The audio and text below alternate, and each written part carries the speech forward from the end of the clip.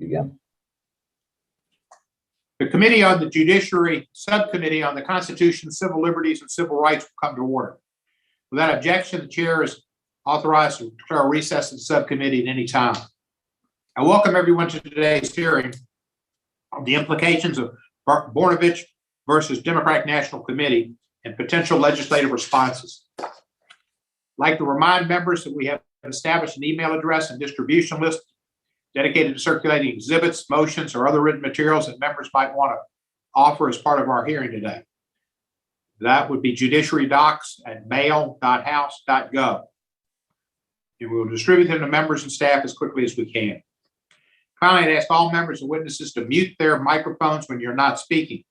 This will help prevent feedback and other technical issues. You may unmute yourself at any time when you seek recognition. I will now recognize myself for an opening statement. Rights are only as strong and meaningful as the ability to enforce them. Among the most fundamental rights in our country is the right to vote, free from discrimination based on race or ethnicity. And at a time when American democracy itself is under severe threat from demagogic forces, and there have been a tidal wave of voter suppression efforts in many states since the 2020 election, it is all the more important that we in Congress help facilitate strong and expansive enforcement of voting rights. And no statute is more central to this effort than the Voting Rights Act of 1965. Yet 2 weeks ago, the Supreme Court's conservative majority reiterated its hostility to the VRA's central purpose of eradicating race discrimination in voting by further undermining the Act's enforcement mechanisms in Brnovich v. Democratic National Committee. In reaching its decision, the court compounded the damage it inflicted on the Voting Rights Act in 2013 when it effectively gutted the Act's most powerful enforcement mechanism, its pre-clearance requirement, Section 5 in Shelby County v. Holder. In Brnovich, the court upheld 2 Arizona voting measures in the face of legal challenges brought pursuant to Section 2 of the VRA, alleging that these measures denied or abridged minority citizens' voting rights on account of race or ethnicity. That's what this Section 2 is about. In 1982, in response to an earlier Supreme Court decision restricting the scope of Section 2, Congress wrote the current version of Section 2, deliberately choosing to use very broad and expansive language. Section 2A provides that no voting qualification or prerequisite to voting or standard practice or procedure shall be imposed or applied by any state or political subdivision in a manner that results in a denial or abridgment of any citizen's right to vote on account of race, color, or language minority status. Section 2B provides that there is a Section 2A violation when, based on the totality of the circumstances, it is shown that the political processes of the state or locality are not equally open to participation by minority citizens. That means that minority citizens, quote, have less opportunity than other members of the electorate to participate in the political process and to elect representatives of their choice. In 1986, the Supreme Court in Thornburg versus Jingles adopted a list of historical and social factors taken from a Senate report on the 1982 amendments to Section 2 that courts should consider when assessing whether, under the totality of the circumstances test, a voting rule violates Section 2. Taken together, this expansive rules test has now been in place for 4 decades. More troubling than the outcome in the individual cases at issue at Brnovich was the reasoning underlying it and its potential impact in future cases alleging vote denial claims under Section 2. In a brazen opinion, the court in Brnovich created out of thin air 5 guideposts that lower courts are to follow in assessing vote denial claims under Section 2. These guideposts are found nowhere in the Voting Rights Amendment or Voting Rights Act, directly contradicts Section 2's purpose, and potentially narrows its scope. As Justice Kagan wrote in dissent, the court was operating in a law-free zone. Or this was an activist court not relying on precedent. Depending on how lower courts interpret and apply these guideposts, any one of them can become a giant loophole for states and localities to discriminate against minority citizens. Taken together, they can present a formidable obstacle for future Section 2 plaintiffs alleging vote denial claims. One particularly offensive example is the, quote, size of this disparity, end quote, guidepost. under which the court concluded the small disparities in the burden imposed by a challenged voting rule are less likely than large ones to indicate that the election system is unlawfully discriminatory. Kind of like a light violation of the law. Put another way, this can be taken to mean that imposing a little bit of racially disparate burdens in voting is okay. That is really amazing. Of course, Section 2 contemplates no such de minimis exception for racially discriminatory burdens in voting. Section 2 allows for no voting qualification or other practice or procedure that results in denial or abridgment of the right to vote. In essence, strict scrutiny. Moreover, how does one assess when a racially disparate burden is small enough not to matter? Just a little bit of discrimination, just a little bit of racial animosity and politics over race and justice and equality. The court provides no answer, leaving the door wide open for voting rights defendants to make the argument and for lower courts to accept that many kinds of racially disparate burdens are too small to violate Section 2. In a similar vein, the court created a mere inconvenience exception to Section 2, concluding that an assessment of a Section 2 vote denial claim had to account for the usual burdens associated with voting, and that such ordinary burdens did not implicate Section 2. Of course, Section 2 recognizes no such exception. Moreover, this guidepost puts the cart before the horse. The whole point of a Section 2 inquiry, when focused on the interaction of a given jurisdiction's historical and social conditions with facially neutral voting rules, is to determine whether such a voting rule, which might impose a mere inconvenience or usual burden on white citizens, might have a discriminatory effect on minority citizens' voting opportunities. Without such an inquiry, no court can objectively say whether a voting rule imposes a burden that is merely inconvenient. The court's decision in Brnovich is deeply troubling because of its implications for Section 2, what we had left of the Voting Rights Act after the emasculation in 2013. It heightens the risk that future Section 2 plaintiffs in vote denial cases will have a harder time prevailing. It did, however, leave Congress with the option to respond with a legislative fix. We would welcome suggestions from our witnesses to how to best respond to this problematic decision, other than redistricting the Senate. I thank our witnesses for participating in today's hearing and look forward to their testimony. And now I'd like to recognize the ranking member, who today will be the gentlelady from Minnesota, Ms. Fishback, for her opening statement. Thank you very much, Mr. Chair. Today's subcommittee hearing is about the decision at the Supreme Court's decision in Brnovich. And this is now the fourth hearing this subcommittee has held on the Voting Rights Act since April. Today, we will hear the same talking points which are being repeated daily in the mainstream media. I don't know anyone who wants to prevent minorities or anyone from voting, but I have many constituents who are calling on me to protect the integrity of our elections. Let me be clear. Republicans want every legally cast vote to be counted and want every election to be free from fraud and error. There are many common sense ways of doing this, which I think many of us could agree on behind closed doors and away from the cameras, including the provisions from this case. With this decision, the Supreme Court refused to politicize the Voting Rights Act and to transfer the authority to regulate elections from the states to the courts. As we know, the Election Clause of the United States Constitution gives state legislatures the authority to prescribe the times, places, and manners of holding elections.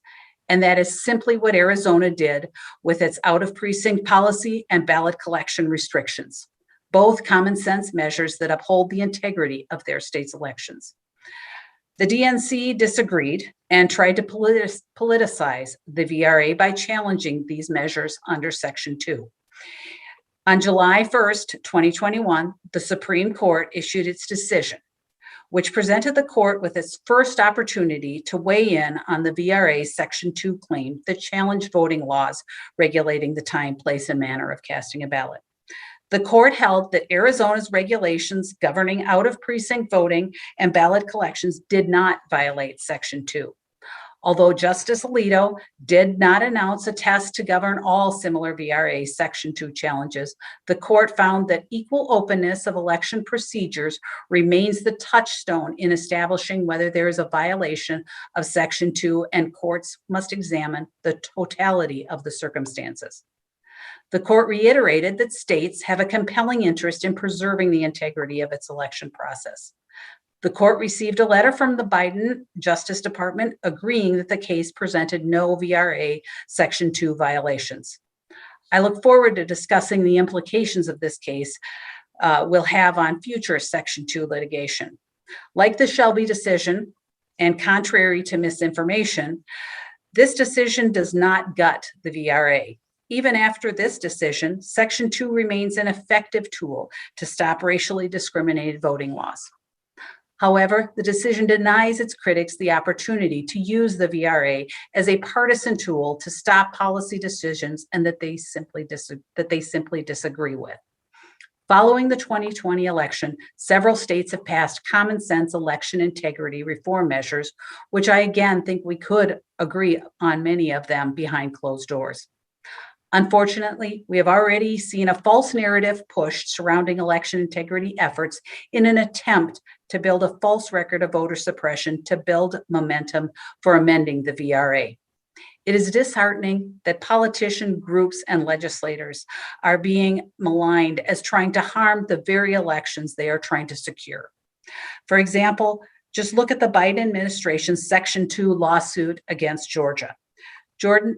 Georgia's common sense election integrity law is being attacked as discriminatory. Instead of attacking the motives of good Americans on both sides, we should be working together to ensure that minorities are protected from discrimination and that our elections are secure from fraud. I look forward to discussing this landmark voting rights decision today, and I thank all of the witnesses for being with us today, and thank you, Mr. Chairman. I yield back. Thank you, Ms. Fishback. I appreciate your opening statement and your filling in for Mr. Johnson today. It is now my pleasure to recognize the full committee chairman, the gentleman from the great state of New York, the Empire State, Mr. Nadler, for his opening statement. Thank you, Mr. Chairman. Mr. Chairman, I appreciate your holding today's hearing to consider what action Congress should take in response to the Supreme Court's recent decision in Brnovich versus the Democratic National Committee, which significantly narrowed the scope of Section 2 of the Voting Rights Act of 1965. Section 2 prohibits voting practices or procedures that discriminate on the basis of race, color, or membership in certain language minority groups. While the extent of the fallout remains to be seen, the Brnovich decision appears to have significantly undermined Section 2's voting rights protections. Specifically, it will likely make it harder for plaintiffs to prove vote denial claims under the results test, which Congress adopted in 1982 as a guide for courts to determine whether the plaintiff has established that a challenged voting practice violates Section 2's prohibition on discrimination when the challenged practice, while facially neutral, has a discriminatory effect. One silver lining to this decision, however, is that it leaves Congress with the ability to undo any potential damage the court has inflicted on Section 2. That is because the majority's opinion in Brnovich is based solely on its tortured interpretation of Section 2, which is unsupported by the statute's text and is contrary to its purpose, and which Congress can correct through legislation. Congress included Section 2 in the Voting Rights Act with the important purpose of protecting minority citizens from racial discrimination in voting in those areas of the country that were not subject to pre-clearance under Section 5. In 1980, in the case of the City of Mobile versus Bolden, the Supreme Court interpreted Section 2 to prohibit only those voting measures that were motivated by a discriminatory purpose, narrowing what had been the then understood scope of Section 2. In response, in 1982, Congress amended Section 2's language expressly to broaden its scope.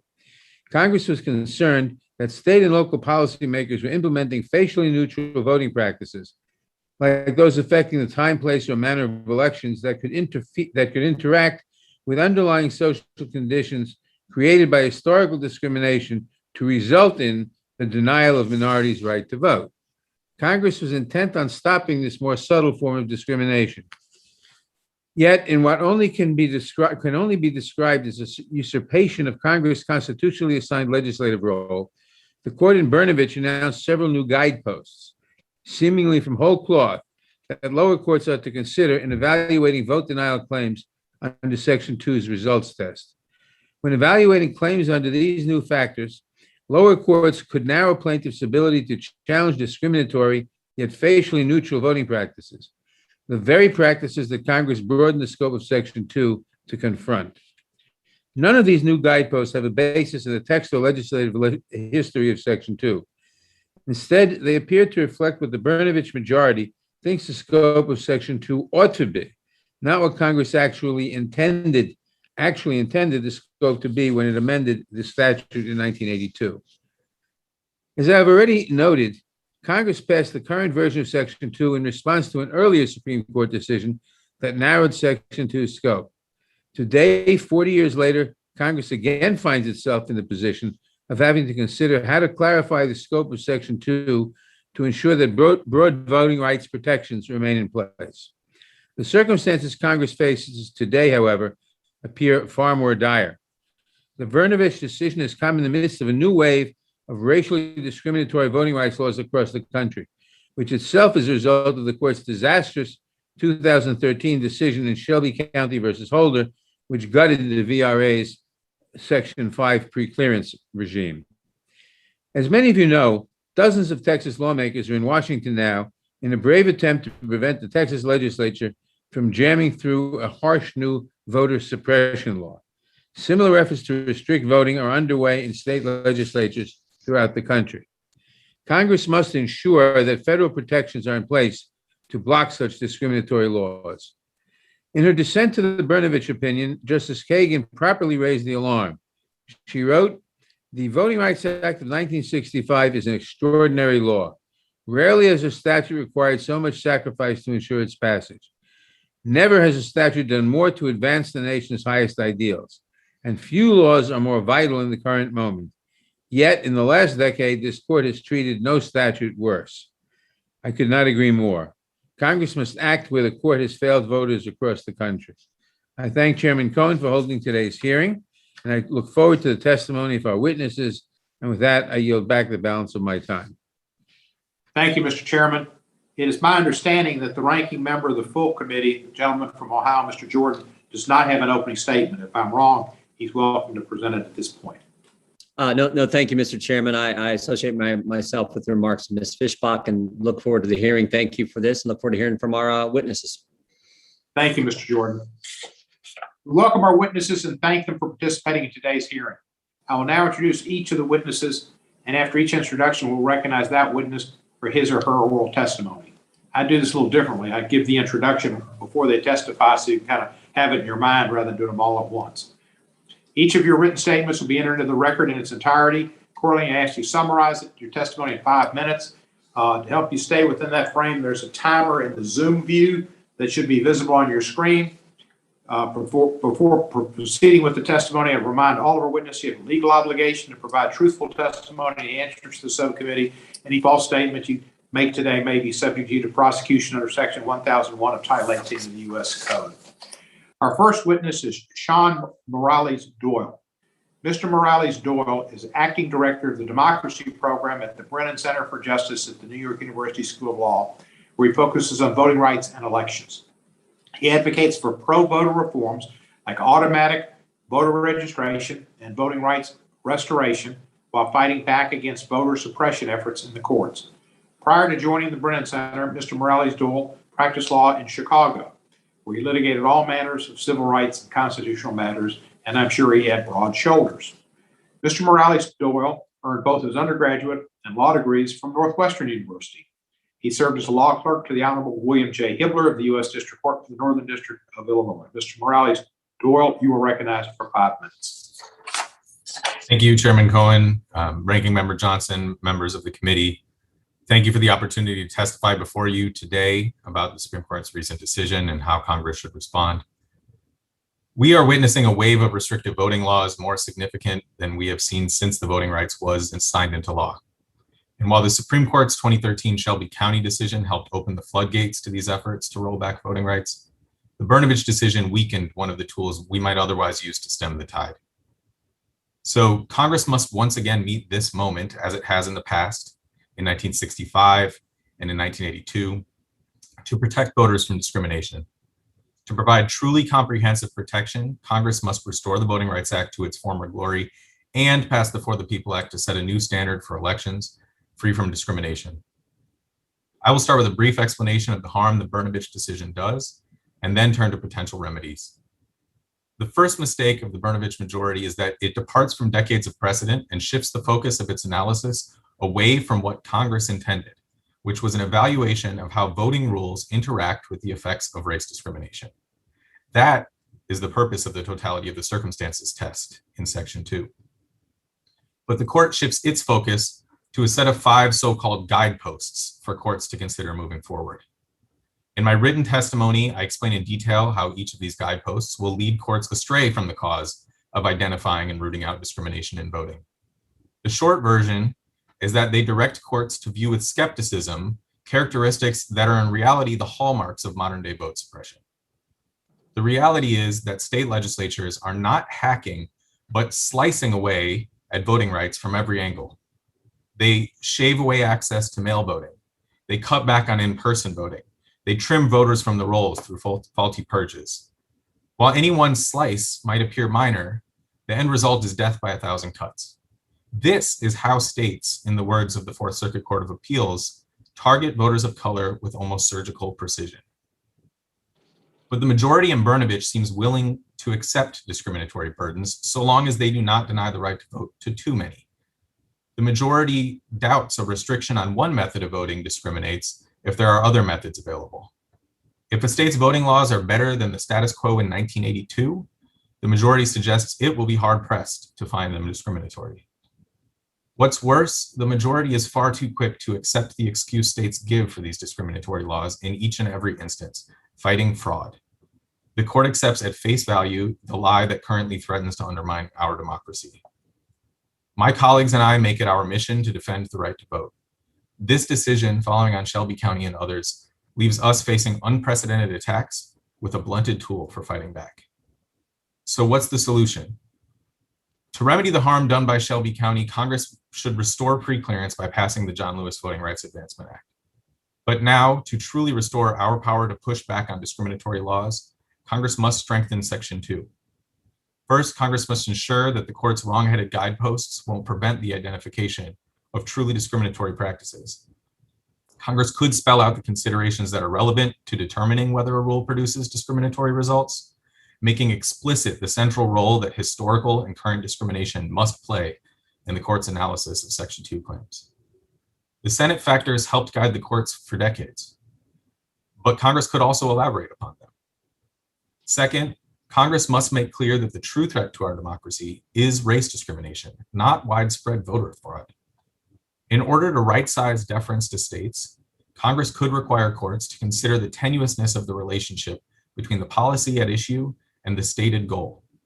Or it could require states to prove that the rule in question actually serves the goal. Finally, it is critical that Congress make explicit that there is no tolerable level of race discrimination. With these goals in mind, Congress can remedy the harm done to the Voting Rights Act. But restoring the Voting Rights Act is not enough. Congress must also pass the For the People Act and create a new national standard for voting. This will take some common tactics for restricting voting off of the table. We applaud the House for doing its part on this already. Thank you again for the opportunity to contribute to this conversation. Thank you, Mr. Morales Doyle. We appreciate your work and your testimony. Our next witness is Nicholas Stephanopoulos. Mr. Stephanopoulos is Kirkland and Ellis Professor of Law at Harvard Law School, where he teaches classes on election law and constitutional law, the future of voting rights, and workshops on law and politics and on voting rights litigation and advocacy. Prior to joining the Harvard faculty, Professor Stephanopoulos taught at the University of Chicago Law School and Columbia Law School. And before that, he was in private practice. Professor Stephanopoulos received his JD from Yale Law School, his Master of Philosophy from the University of Cambridge, and his A.B. in Government summa cum laude from Harvard University. He also served as a law clerk for the Honorable Raymond C. Fisher of the United States Court of Appeals for the Ninth Circuit. Quite an impressive resume. Professor Stephanopoulos, you're recognized for 5 minutes. Thank you, Chair Cohen, Ranking Member Johnson, and distinguished members of the committee for inviting me to testify today. As the chair mentioned, I'm a professor at Harvard Law School, where I specialize in election law. Much of my work over the years has involved the Voting Rights Act. And most relevant here, I wrote a 2019 article called Disparate Impact Unified Law, in which I proposed a standard for vote denial claims under Section 2 of the Act. Several justices asked about my proposal at the Brnovich oral argument, and the court's decision also cited my article. I'd like to make 3 points about that decision in my testimony today. The first is that it's indefensible as a matter of ordinary statutory interpretation. The justices in the Brnovich majority claim to be textualists. When reading a statute, they claim that they start with the text and they end with the text. But the factors the court announced for future Section 2 cases are simply unmoored from the statute's language. You can stare at that language for as long as you want, but you'll never find any references to the size of a voting burden or the size of a racial disparity, let alone what policies happened to be in place back in 1982. The court's only defense for its extra textual factors is that Section 2 mentions the, quote, totality of circumstances. That phrase supposedly authorizes the justices to invent whatever criteria they think are appropriate. But the totality of circumstances isn't an invitation to the justices to become our Platonic guardians. It's just a reference to the factors listed in the 1982 Senate report. As Justice Kennedy once wrote, quote, for this purpose of interpreting the totality of circumstances, the court has referred to the Senate report on the 1982 amendments. Until now, the court hasn't relied on its own idiosyncratic judgment. Bad textualism is bad enough. My second point, though, is that the court's flawed reading of Section 2 will seriously impair efforts to fight racial discrimination in voting. This is because each of the court's factors is designed to make it harder for Section 2 plaintiffs to win their cases. Each factor puts a thumb on the scale in favor of defendants. Together, the factors amount to a roadmap showing states how to avoid liability for the racial inequities of their elections. Take the factor about the state of the world in 1982. In that era, early and mail-in voting were strictly limited. Innovations like automatic voter registration and ballot drop-off boxes were unknown. So under the court's approach, cutbacks to those policies would likely be fine. No matter what racial disparities the cutbacks caused, at worst, they would just return states to the 1982 status quo. Fortunately, Congress doesn't have to accept the shackles the court attached to Section 2. Brnovich is just a decision construing a federal statute. If Congress disagrees with the decision, it can and it should override the court. And that's the last point I want to make today. In particular, I'd recommend the insertion of 2 new paragraphs into Section 2. And let me flag that my written testimony includes potential language for these provisions. The first new paragraph would list the court's factors and then state that they're not among the circumstances that should be considered in Section 2 cases. The second new paragraph would say that the approach Justice Kagan described in her dissent is part of the totality of circumstances. Under that approach, there are 2 critical issues. First, does an electoral practice result in a statistically significant racial disparity? And second, is the practice necessary, the least restrictive means to achieve an important state interest? Something like Justice Kagan's test is already used under Title VII and the Fair Housing Act. Justice Kagan's test is also constitutional, given that the rest of disparate impact law is valid. Most importantly, Justice Kagan's test is effective. Many electoral rules cause significant and unnecessary racial disparities. More such rules are currently being debated around the country. All of these policies would be caught by Justice Kagan's test. So therefore, Congress ought to embrace that test and move us closer to a world where our elections are finally free of racial inequities. Thank you very much. I look forward to your questions. Thank you, Professor.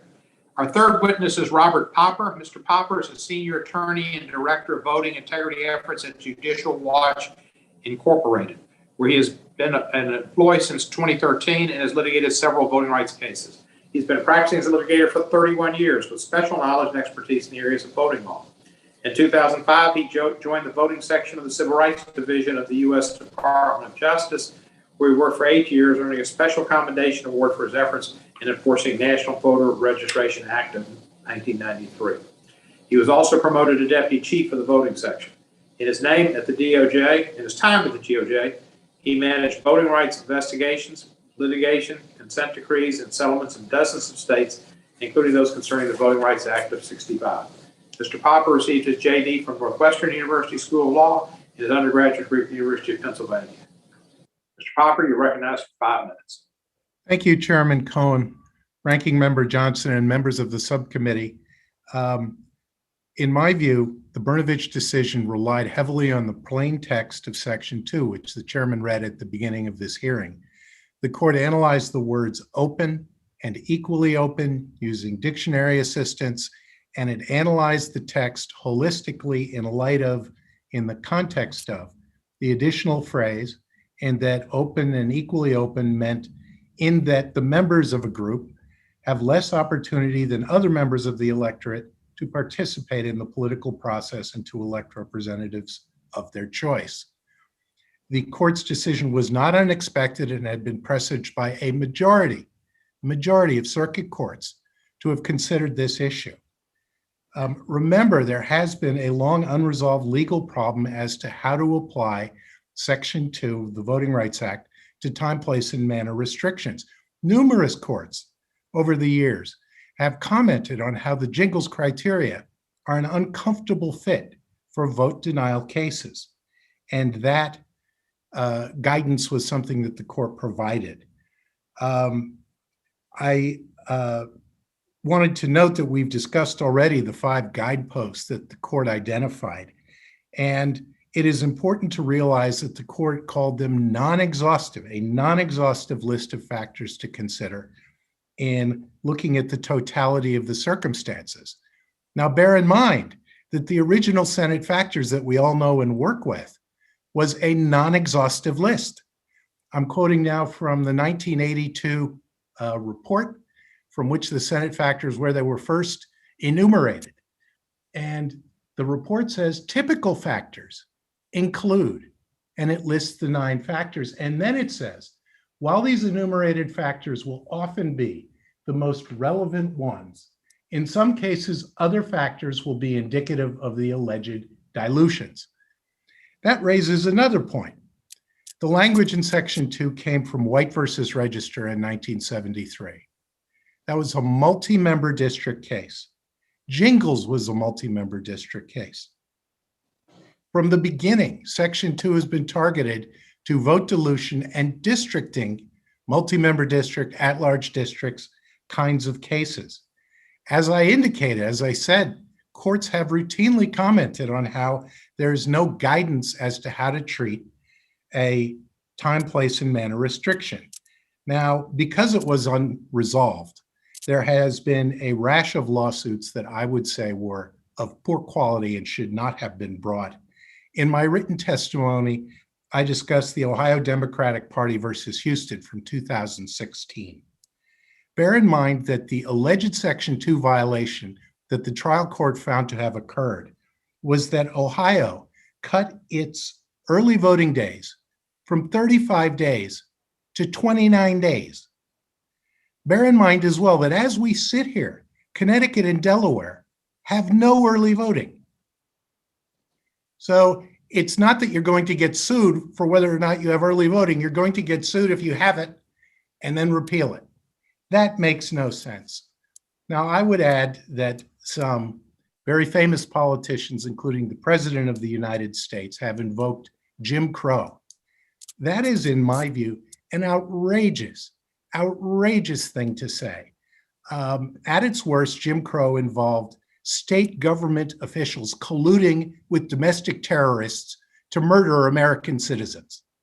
Even if you look at the voting angle of Jim Crow, it involved literacy tests that were 6 pages long, and no one, I respectfully submit, on this committee could pass. It involved all white primaries that determined the winner. It was shocking in its extent, but it has nothing to do with 35 days to 29 days of early voting. It has nothing to do with no out of precinct voting, as in Arizona, for some counties, not all. It has nothing to do with saying that mail ballots after COVID have to be collected by a family member, household member, or caregiver. We need some perspective in this debate. We need to understand what's happening. I can go on at length, although not according to the clock, but I can talk about the Texas and the Georgia legislation as well. And by the way, both Texas and Georgia, unlike Connecticut and Delaware, have early voting. Thank you, Mr. Chairman. You're welcome, Mr. Popper, and we thank you for your testimony. Our final witness is Ezra Rosenberg. Mr. Rosenberg is co-director of the Voting Rights Project and Lawyers Committee of Civil Rights Under the Law. Under that role, he supervises the Lawyers Committee's national voting rights litigation. He joined the Lawyers Committee in November 2014, continuing a 40-year career in the public and private sectors. Previously, he practiced at a major national firm where he was actively involved in pro bono representation, including successfully challenging Texas's photo ID voting law. He was also one of the lead trial counsel in the case challenging the Secretary of Commerce's decision to add a citizenship question to the 2020 census. Mr. Rosenberg received his JD cum laude and orders of whatever from NYU School of Law, and his BA cum laude from the University of Pennsylvania. Mr. Rosenberg, you're recognized for 5 minutes. Thank you, Chairman Cohen, today's ranking member Fishback and members, and thank you for giving me the opportunity to testify today on these important issues. Racial discrimination in voting diminishes our democracy. The Voting Rights Act of 1965, and particularly Sections 2 and 5, has been an indispensable tool in the fight against such discrimination. With the evisceration of Section 5 by the Supreme Court in Shelby, Section 2 is needed more than ever. For decades, Section 2 has been working quite well. The courts have developed standards designed to meet the intent of Congress to stop not only explicit discrimination, but also facially neutral voting laws that through subtle methods had a significant impact on minority citizens' right to vote. Thus, the courts adopted standards that recognize that a seemingly innocuous voting practice can interact with underlying social conditions, themselves the consequence of discrimination, to result in pernicious discrimination in voting. Those standards were judicially manageable. There's been no flood of questionable Section 2 vote denial cases, no widespread invalidation of voting regulations. Indeed, Brnovich marked the first time since the 1982 amendments to the Voting Rights Act that the Supreme Court reviewed a pure vote denial claim. But in Brnovich, writing for the court's majority, Justice Alito provided guidelines for future treatment of Section 2 vote denial cases that were not only new, but also contrary, or at least dilutive of, the decades-long accepted standards. Now, I emphasize that Brnovich does not spell the end of Section 2 cases, but it unnecessarily and unreasonably makes it much more difficult for civil rights plaintiffs to win those cases, particularly results cases, when they already were difficult to win. And it does so in a way that flies in the face of congressional intent. Further, it raises too many ambiguities in too many important areas to leave it to the courts to fill in the blanks. I come to these views after having devoted the bulk of the last decade litigating voting rights cases on behalf of the voters of color for the Lawyers Committee. The Lawyers Committee is a national civil rights organization created at the request of President Kennedy in 1963 to mobilize a private bar to confront issues of racial discrimination pro bono. In fact, I first became associated with the Lawyers Committee in 2011 when I was in private practice and volunteered to take on a voting rights case pro bono, and that case was the challenge to Texas's strict photo ID law. My experience with that case heavily influences my views here today. There, we and other groups successfully sued under Section 2, and Texas was forced to change its law after the Fifth Circuit ruled en banc that Texas's photo ID law discriminated against Black and Latino voters. But the case was hard fought. It took 6 years to litigate. It's difficult to predict how the Fifth Circuit would have applied Brnovich to the facts of the Texas case, but one thing is certain, the case would have been much more difficult to prove and more costly to litigate. There are at least two approaches that Congress can take in response to the Shelby County Brnovich assault on the Voting Rights Act. The first is to pass legislation like the John Lewis Voting Rights Advancement Act that addresses the hole in the Voting Rights Act left by the Shelby County decision. The second is to deal with the expected consequences of Brnovich. Common sense and history instruct us that those who wish to target voters of color will undoubtedly feel emboldened by a decision that can be read as making it more difficult for plaintiffs to prove a Section 2 violation and read it as a signal that they have a get out of jail card to pass additional voter suppressive legislation. Although we firmly believe that the court should not apply Brnovich in such manner, the threat is there. Continued commitment to the core purpose of the Voting Rights Act should not be left to the uncertainty created by the ambiguous and problematic language of Brnovich. I'm going to end with the same quote that Chairman Nadler used from Justice Kagan's dissent. We must share the same speechwriter, but it is important language. The Voting Rights Act of 1965 is an extraordinary law. Rarely has a statute required so much sacrifice to ensure its passage. Never has a statute done more to advance the nation's ideals, and few laws are more vital in the current moment. Thank you. Thank you, Professor Rosenberg. I will now recognize myself under the 5-minute rule and proceed with question. Professor Stephanopoulos, the Brnovich majority is, in my opinion, and I'd like to know your opinion, activist and not textual. Would you agree with describing their opinion as an activist decision? Thank you, Chair Cohen, for that question. Yes, I would absolutely agree with that assessment. There's a real irony in the current court's conservative self-description as modest, restrained textualists, when every line of Brnovich, you can read the insertion of the court's own conservative ideology. The 5 factors, as we've discussed, are plucked out of thin air. They're not rooted in the actual language of Section 2. Every one of them reflects the court's hostility to the mission of the Voting Rights Act, which is ending racial inequities in American elections. In some ways, I think of it as being analogous to Plessy v. Ferguson. Plessy was after we had ended Reconstruction with the 76 Hayes-Tilden agreement that was a pox on both political parties. The court, Plessy v. Ferguson, said separate but equal. Is this kind of like that in a way, Professor Stephanopoulos, and that they're saying that if it affects certain voters similar to majority voters, and if they have some problems and the minority has some problems, and it's kind of like not much of a discrimination, that it's okay? Well, that's a fairly inflammatory analogy, and I Yes. don't. And I don't, and you're not. I wouldn't say that the current measures are, really the equivalent of Jim Crow. I think they're more fairly described as Jim Crow light as opposed to Jim Crow 2. The intent and the massive racial disparities of the real Jim Crow era, I don't think are present here. But nevertheless, we have a host of nominally neutral restrictions of voting that one after another end up causing predictable and substantial racial disparities. These aren't the huge racial disparities of the late 19th century or the early 20th century, which is why I don't think that this is a Jim Crow 2.0 era. But we do see a proliferation of measures that do, in fact, disproportionately and unnecessarily make it harder for minority citizens to vote. Do you agree with Professor Rosenberg that this is basically a canary in the coal mine and it portends future in cases being interpreted, construed in the same manner? I would say it's more than a canary in a coal mine. This is the coal mine itself on fire. This isn't a portent of bad things that might happen in the future. This is the bad things happening right now.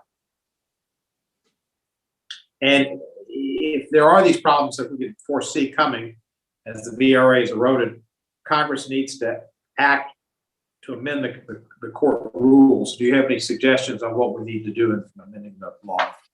Yeah, I would recommend following the path that Justice Kagan laid out in her dissent, which is to say that two factors above all are critical in Section 2 vote denial cases. Those are, number one, does some regulation of voting cause a statistically significant racial disparity? And if so, number two, is that practice really necessary to achieve some important state interest? Not all neutral voting regulations would fail under this test, not by a long shot, but some would. The ones that are producing large inequities that can't be justified, those practices would properly be eradicated. That's exactly what the VRA was meant to accomplish.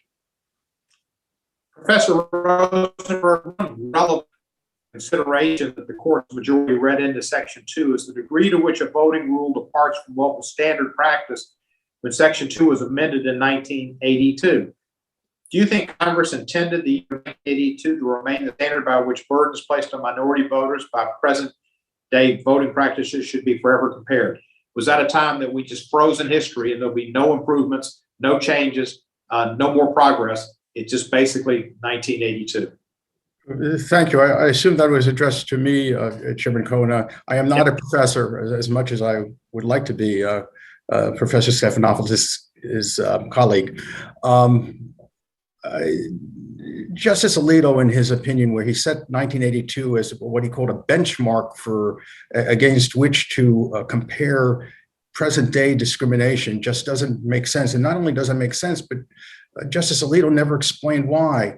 In response to Justice Kagan's dissent, he simply said, well, it's useful. It's useful because it's useful. And that tautology just doesn't really do the job.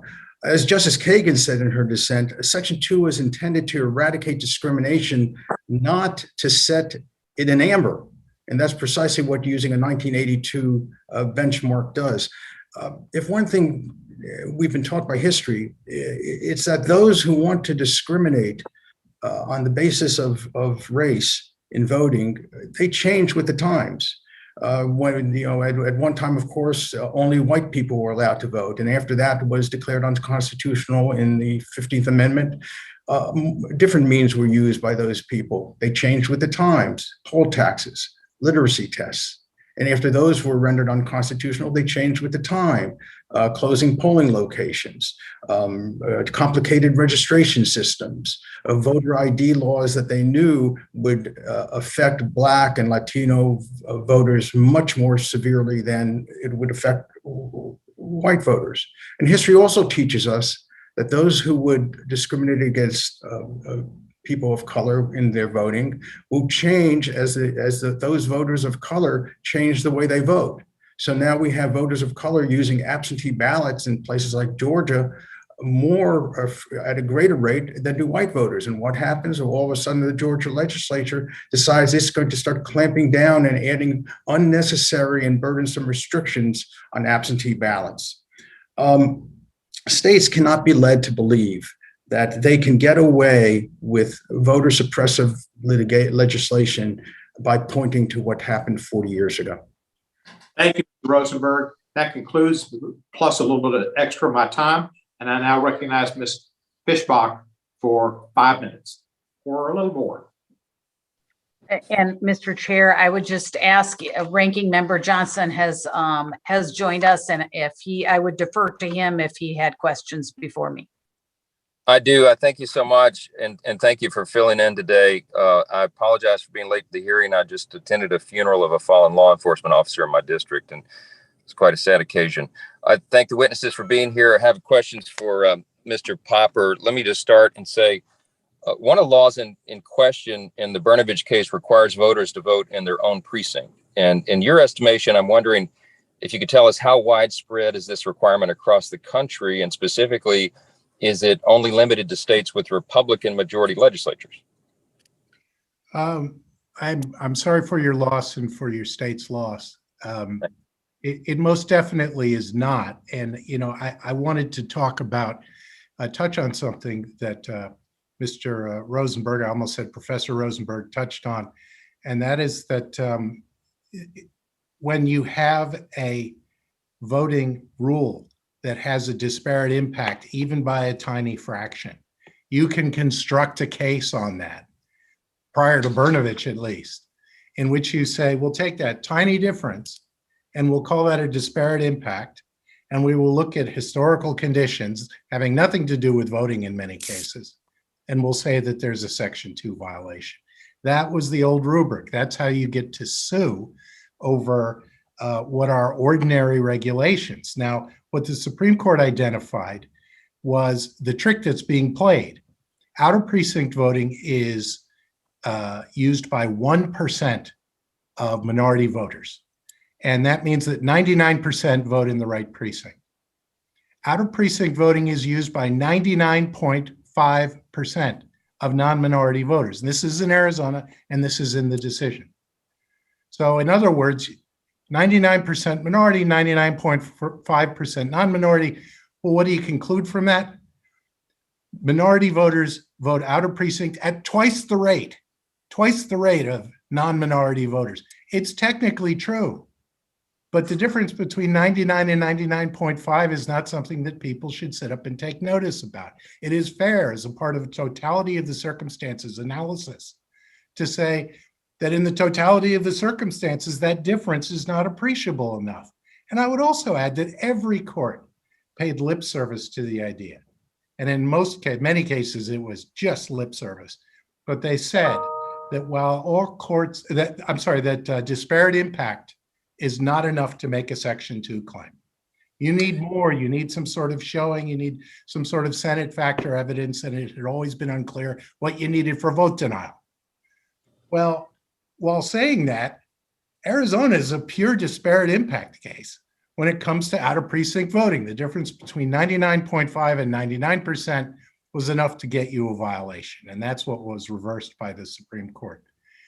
But, you know, many other ordinary seeming restrictions, for example, straight ticket voting, that's only allowed in 6 states. 6 states. So a state can be sued for trying to restrict straight precinct voting or straight ticket voting. You know, procedures and provisions that have vast majority usage throughout the United States are subject to Section 2 claim, particularly if they've been passed and then there's an attempt to repeal them. And Congressman, before you joined us, I had pointed out that both Texas and Georgia have early voting, and Connecticut and Delaware do not. Now, a perverse incentive of the pre-Brnovich jurisprudence is that it would behoove Connecticut and Delaware never to pass early voting, because if they do, they will always be subject to a Section 2 claim if they try to repeal it. Well, and let me just say on the earlier issue, speaking of Connecticut and Delaware, if I'm correct me if I'm wrong, at least 25 states do not count ballots cast in the wrong precinct. And that includes Connecticut, Vermont, Delaware, and Hawaii. So it's not just Republican jurisdictions, of course. This is a widespread understanding. We're running out of time. Let me ask you real quick. Would you agree that the Brnovich decision effectively at least begins to put a stop to partisans using courts to throw out policy decisions they simply disagree with? It certainly does. And as I explained in my testimony, there was a majority decision. And while we were sitting here, I identified 9 courts of appeals that would have ruled basically as the Supreme Court did in Brnovich. 9, or decisions. I'm sorry, some of them are double from the same court. And it was this minority decision that was allowing these kinds of, in my view, outrageous claims to proceed against what are very ordinary rules based on the tiniest discrepancies. I don't have the clock, Mr. Chairman, so stop me. But if I have time for one more question. Your time has expired, sir. All right. I yield back. Thank you. Appreciate the accommodation. You are legislating while driving. I parked. All right, good. Thank you. Next is Mr. Nab. Thank you, Mr. Chairman. Mr. Morales-Doyle, in the Brnovich majority's view, one relevant factor courts should consider when evaluating Section 2 vote denial claims is the legitimate state interest justifying the challenged voting rule. The court has observed that rules that are supported by strong state interests are less likely to violate Section 2. The court then pointedly noted that one strong and entirely legitimate state interest is the prevention of fraud. We all agree that preventing fraud is a legitimate state interest, but we're now living in the age of the big lie, and there is no evidence that widespread voting fraud is a significant problem that affects the outcome of elections. Meanwhile, state after state is enacting discriminatory voting practices in the name of election integrity protection. Are you concerned that this state interest factor opens the door to a lower court upholding a facially neutral yet discriminatory voting practice without even requiring the state to show evidence of widespread voting fraud? Yes, I am concerned about the way lower courts will apply this guidepost. The fact is that the Senate factors and the test that's been applied for years under Section 2 already took account of state interests. It asked courts to look at whether the connection between the state interest offered up and the policy in question was tenuous or not. And if it were tenuous, then a court might look more skeptically at the policy in question. Courts have always taken state interest into account. What is troubling about the majority's opinion is how quick the court is to accept the idea that these policies are actually rooting out fraud and necessary to do so, when actually we have states, including Arizona, are extremely effective at stopping fraud already. That is why we don't see widespread voter fraud. The Federal Cyber and Infrastructure Security Agency said the 2020 election was the most secure election in American history. This just isn't a problem that needs fixing.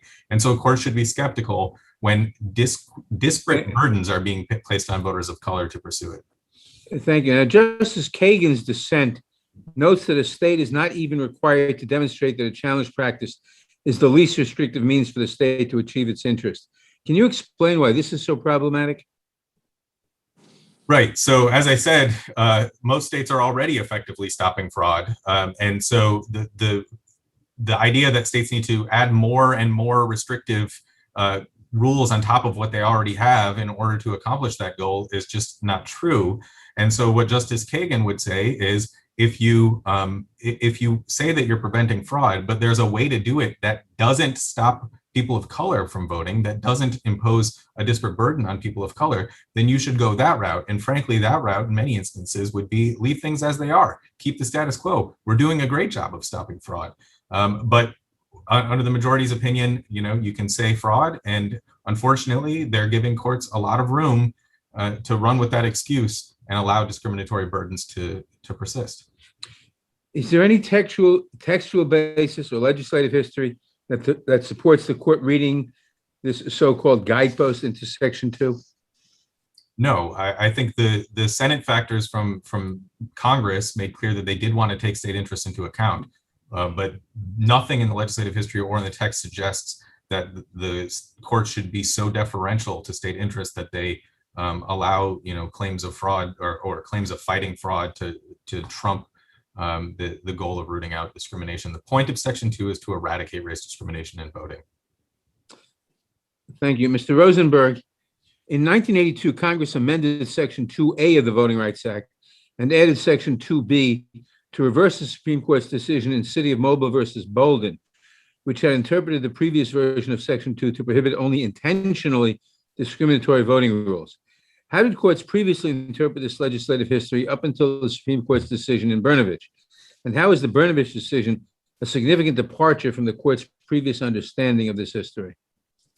Oh, in every which way, Chairman Nadler. The focus of the post-1982 amendment was on effects, irrespective of state justification. Results, effects, that was what the 1982 amendment was all about. And what the Brnovich decision does is not only veer from there, but it veers from the totality of the circumstances a standard that was put into the statute at that time.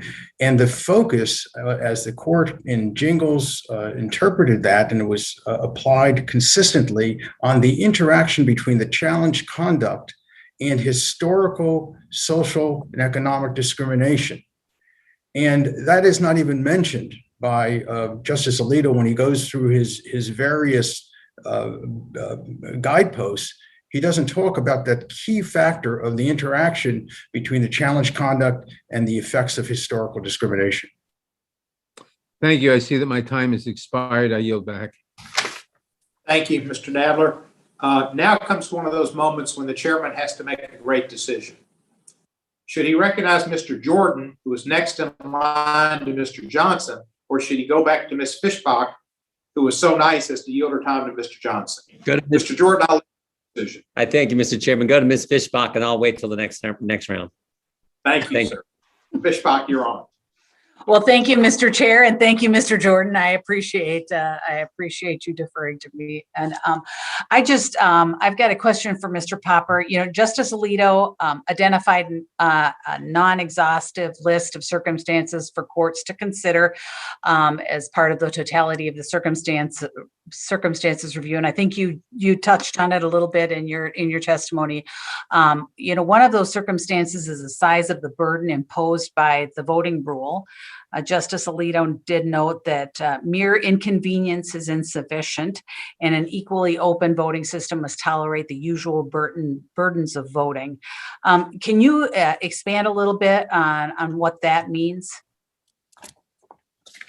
Well, yes, and it's in many ways, thank you for your question. I'm sorry, I was organizing something else. In many ways, it is an application of what we call the Anderson verdict test. I mean, where you have an administrative burden to a civil right or to voting, you assess the importance of the state interest, and you assess how much of an inconvenience it is. And if it's a severe inconvenience, that's one thing. But if it's not, and another point that the court mentions, if there are other ways for you to get done what you need to get done as a voter, you have to take that into account. You have to be practical about this.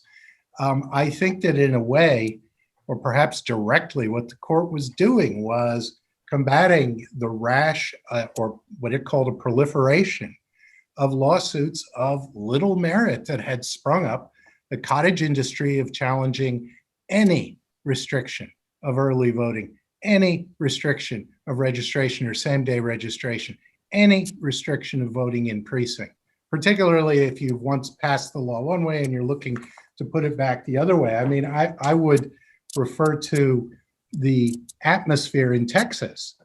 In Texas, consider, the law that they're fleeing to avoid passing provides a free voter ID to anyone who doesn't already have one. What you have to do in order to identify your absentee ballot is put the number of the voter's driver's license, or the number of their free ID, or the last four social, or certify that you don't have these numbers. In Texas, you also, they provide an opportunity for voters using absentee ballots who did it wrong to go back and correct a defect in their ballot so it's not tossed.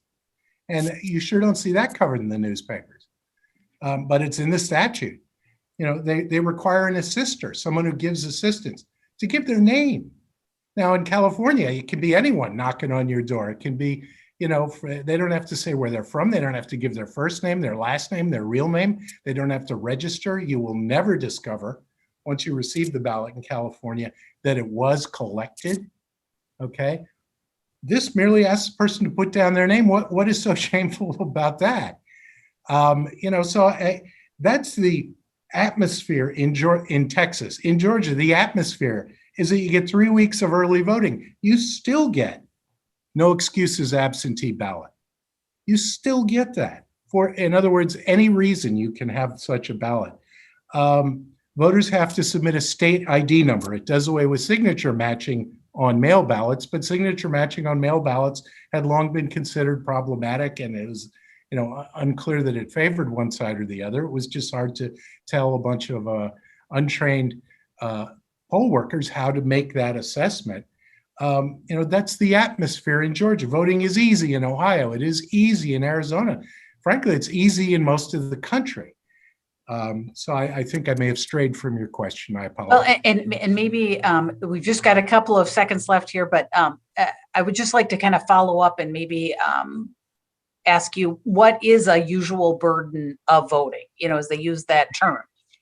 Well, as they said in Crawford, you have to get in your car and go vote. It's not a usual burden to get in your car and drive for 3 hours. And there's lawsuits about that. And it's not a usual burden, but it is a usual burden to, have to show up in person. You can't say, COVID to one side, COVID style elections to one side. You can't say that imposes a terrible burden. And I would add too, that what was appropriate for COVID may no longer be appropriate. And repealing the COVID related absentee rules isn't discrimination. Thank you very much. And I am out of time. And Mr. Chair, I yield back. Thank you. I appreciate it. Next person will be Congressman Professor Mr. Raskin. Mr. Chairman, thank you very much. Thanks to all the witnesses for your testimony. Our colleague, Representative Fishback, started by saying that she didn't know anyone who wants to stop people from voting, but even Mr. Popper referred to the history of Jim Crow and the vicious disenfranchisement that took place then. And of course, we all know about the history of grandfather tests and poll taxes and literacy tests and character tests and so on. Professor Stephanopoulos, let me start with you. Do you agree with Ms. Fishbach's suggestion that the determination to keep people from voting ended at some point, say between the 1960s and 70s and today, or does that history continue right up till today? I think that history, unfortunately, continues. I think that when politicians regulate the electoral process, they're highly, highly aware of what the likely composition of the electorate is going to be as a result of their regulations. They're also highly, highly aware of which voters are likely to support their party and their candidates and which voters are likely to oppose them. Well, let me ask you about that if I could. If there is a determination to keep, say, African Americans from voting or Latino voters from voting, not out of racial animosity, but because of a fair prediction that they will disproportionately support the other party, is that itself race discrimination within the meaning of the Voting Rights Act? Well, whether or not it's a discriminatory racial intent, it absolutely is a disparate racial impact if the effect of that regulation is to deny the vote to a larger proportion of African American or Latino or Asian American citizens. I think it's complicated when the true motivation is partisan, whether one can also label that as invidious racial intent. Mr. Rosenberg, let me come to you. The striking thing to me today is that voter fraud is the slogan of people trying to commit voter fraud. One great example of that is Donald Trump's famous hour-long phone call with the Republican Secretary of State of Georgia, Brad Raffensperger, in which he twisted his arm, he needled him, he begged him, he tried to coerce him into finding just 11,780 votes. That's all he was looking for. And all of this was done publicly in the name of preventing fraud, preventing voter fraud against him. He was claiming in his big lie that the election was being stolen from him while he was trying openly to commit voter fraud by getting an election official to manufacture and concoct votes that didn't exist. So what is the public supposed to do when people who are trying to commit voter fraud are invoking voter fraud as the reason for their disenfranchisement and voter suppression schemes? Now, invoking fraud prevention has been used historically to justify discriminatory practices for well over a century. It was used to justify poll taxes. It was used to justify literacy tests. It was used to justify early poll closings, and then it was transmogrified into this feeling that, the public is demanding action because they have concerns about election integrity. But what happened is that the people who are purveying this myth of voter fraud are fabricating the justification. They're fabricating the results of the surveys because they're the ones who are out there telling the people that there's fraud when there's not fraud. And then they survey the people and the people say, oh, we have concerns because there's voter fraud. And then they use those basically false survey results to justify the voter suppressive legislation. Thank you. Thank you. Professor Stephanopoulos, let me come back to you. You pointed out that the Brnovich decision is not a constitutional decision. It's a question of statutory interpretation. You're saying that Congress could override the invention of these 5 guideposts or signposts that were pulled out of a hat by Justice Alito, which we definitely could. Has the Congress had success before in reversing reactionary decisions by the Supreme Court giving pinched or erroneous interpretations of civil rights statutes by rewriting those statutes, or does the court keep on, moving the football at every point? Yes, Congress absolutely has had luck doing that, not just with respect to the Voting Rights Act, but also with respect to the Civil Rights Act. So Section 2's Amendment 1982 is a great example of Congress stepping in to reverse a mistaken court decision. And so is Congress's amendment of the Civil Rights Act of Title VII to reverse a Supreme Court decision that overly narrowed the disparate impact theory under Title VII of the Civil Rights Act. I appreciate that. My time is up, Mr. Chairman. I yield back to you. Thank you, Mr. Raskin, and we will now yield to Mr. Jordan for 5 minutes. Thank you, Mr. Chairman. I would just come to Mr. Popper. I think in your opening statement, you said there were a couple other states you wanted to highlight, and frankly didn't have the time in your 5 minutes, which I understand. We always run out of time in these hearings. So I was just going to give you a chance to talk about. I think one of the states you mentioned was Texas. I actually forget the other state that you may have referenced, but give you a few minutes to talk about those states and what's happening there and how it relates to our subject matter. Thank you, Congressman. I think I did speak about them. I managed to sneak them in somewhere, but Okay. I was merely making the point. I thought that in Texas, the atmosphere is so loaded in favor of getting people to the polls. And it is in Georgia too. And these two bills, I find almost universally that the people who are the angriest about them, and I don't include anyone on this committee, I'm just saying that in other conversations, there are people who haven't read this legislation. If I could, Mr. Popper, just my understanding is in both states, there was already great access. I mean, amazing access for people to vote, which is what we want. We want to make it easy to vote, hard to cheat. I mean, it's a cliched statement, but it's accurate. So that was already the case. But these two pieces of legislation actually make it easier for all residents in Georgia and Texas to get to the polls. Is that accurate? I would say it is accurate. I mean, when you're talking about being able to, on your absentee ballot, certify that you don't have the necessary numbers, or provide that, if you have an ID number, if you have a social security number, who doesn't have a social security number? There are people who don't, but if you don't, all you have to do is certify that you don't have one. Yeah. I mean, who is this going to scare off? I would like to say just a word about voting fraud, Congressman, if I could. Sure. Voting fraud is hard to detect by its nature. It is not heavily penalized. My favorite example of this, no doubt, and I almost regret the day when they repeal this because I'll lose the talking point. But in Vermont, double voting is a $200 penalty, no jail time. And selling maple syrup without a license is $5,000 in a year in jail. Okay, why would you invest any state resources in ferreting out double voting in those circumstances? And there are states that admit they don't even track these, but that to one side. What I hate, what I don't like is when you say that it's rare because you take the total number of votes and you divide it by the instances of fraud. Is that how you'd measure securities fraud? There are only a couple of hundred securities fraud cases per year. There are how many millions, or is it billions of securities transactions? Right. But everyone knows that just because of the nature of the enterprise, you need rules.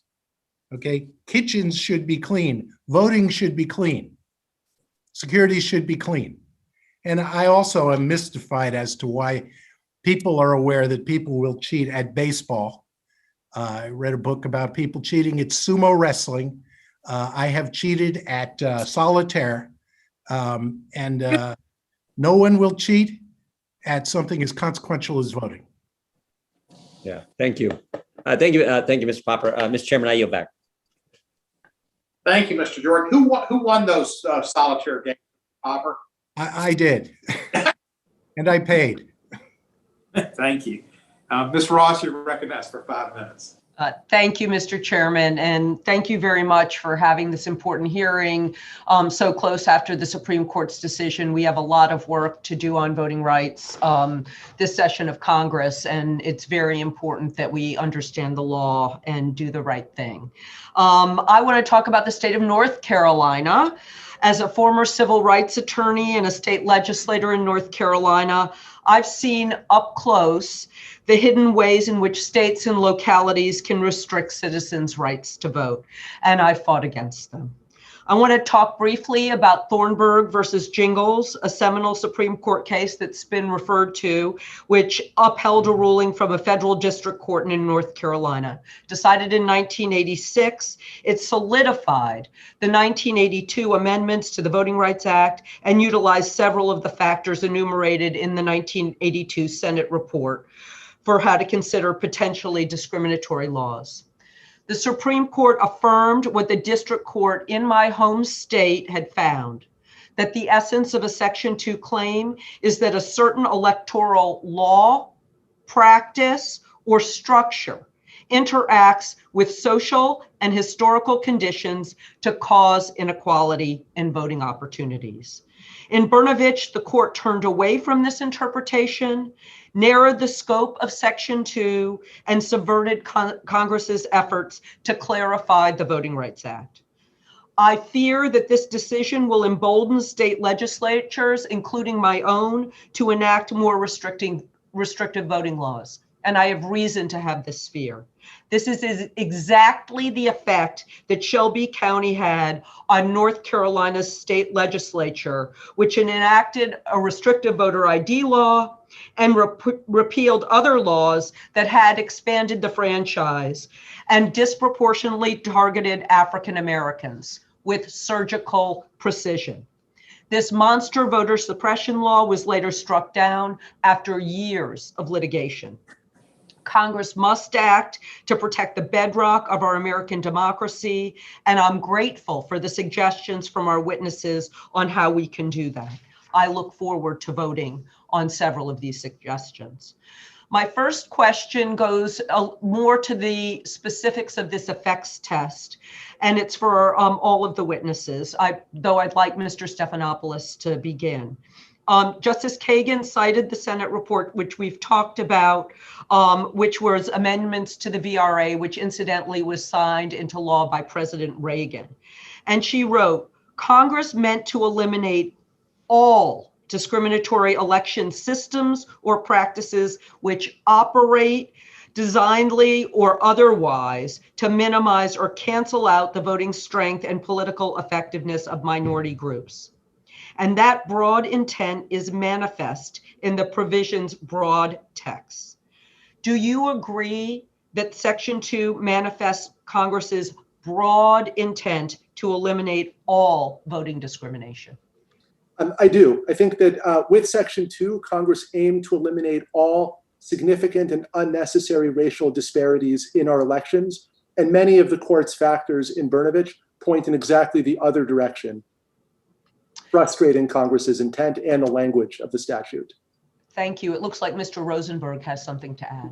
Yeah, I would just add, and we set forth in our written testimony, that a basic canon of statutory construction is remedial statutes must be construed broadly.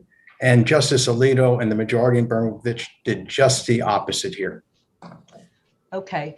My second question goes back to this attempt to freeze in time what election laws were in 1982 by the Supreme Court. And I find that particularly upsetting because we've made so much progress on election laws, and Congress even has expanded ways to enhance the franchise, particularly with the Help America Vote Act. Do you think that there is any justification for saying that Congress has not indicated that we want to move forward with helping America vote, that the Supreme Court could hang its hat on? For any of the members. Yes, Mr. Morales Doyle. No, I don't think there's any basis for that. I appreciate you bringing up North Carolina as an example. You know, the case you referenced, which found that the North Carolina legislature was targeting African American voters with almost surgical precision involved changes to a number of laws, rolling back early voting, getting rid of same-day registration, things that didn't exist in North Carolina in 1982. And yet that, as the Fourth Circuit Court of Appeals held, is how states now intentionally go after voters of color. No one could question after that court's finding that was discriminatory, and yet using 1982 as a benchmark would send you down the wrong path. That is why these guideposts are so misguided. Thank you. And Mr. Chairman, I yield back. Thank you, Ms. Ross. Is Mr. McClintock with us? If not, is Mr. Roy with us? If not, is Mr. Owens with us? If not, is Mr. McCarthy with us? Well, how about Ms. Cheney? She doesn't count. All right, Mr. Hank Johnson's not with us. I think Ms. Garcia's next. Ms. Garcia with us? She having technical difficulty? Ms. Sheila Jackson Lee, you are? Yeah. I am here. You are here, and you are glorious and resplendent and recognized. I'm delighted. Thank you so very much. Thank you for, as has been said earlier, for you holding this important hearing. I almost wish I could transpose myself to the United States Senate to be able to have at least a 7 to 10 minute moment of inquiry. But before I start, let me indicate that I've heard so many people offer the name of John Lewis on the other side or the other body, including Republicans. We happen to be this weekend naming a vessel, Navy vessel, after John Lewis, more than a tribute, but I hope most of the witnesses on this panel would agree with me that the greatest tribute to John Lewis is to protect the fundamental right to vote and to reinforce the basis of the 1965 Civil Rights Act, which is the 15th Amendment. So my inquiries will go along those lines.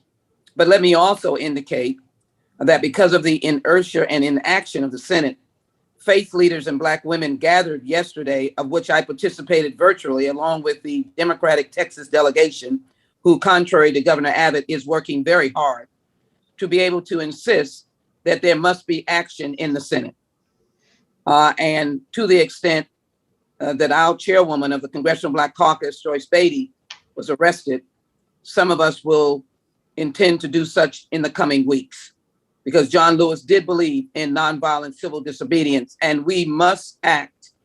I'm very glad that the House is acting, Chairman Cohen is acting, as we move on this very important legislation. I also want to follow up and pose a question. Mr. Popper, I believe I just want to make a comment, and I would like Mr. Rosenberg, Mr. Morales Doyle, to focus on these questions. I heard the line of questioning about Section 2, that it basically is used for partisan activity, partisan challenges, and is in essence of its own self a contributor to fraud. Would you respond to the value of Section 2, and that in your course of service have not seen Section 2 be used and manipulated by individuals who are trying to be partisan? Was a voter ID legislation partisan when in the state of Texas, there were at least 8 counties without DPS officers that would allow Hispanics and others to access for the voter ID? Would you go first, Mr. Rosenberg? And my time I know is short. Mr. Rosenberg. Yes, thank you, Congresswoman Lee, and thank you for that question. I will say 2 things very quickly. Number one, you cannot use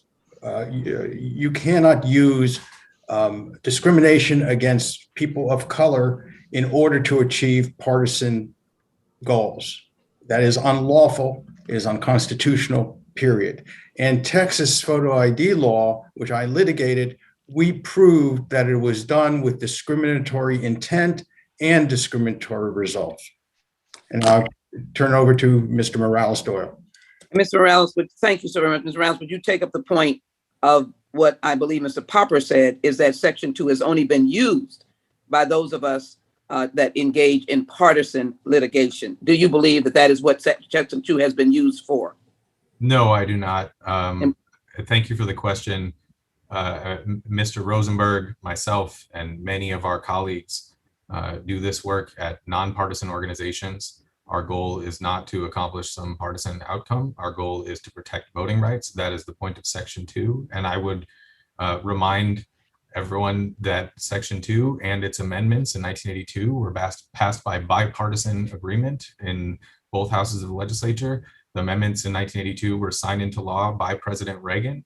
There's an amicus brief filed in this case in the Supreme Court by congressional staffers on both sides of the aisle from 1982, talking about their intent in passing this law and how it was being subverted by many of the arguments being made, which the Supreme Court ultimately took up.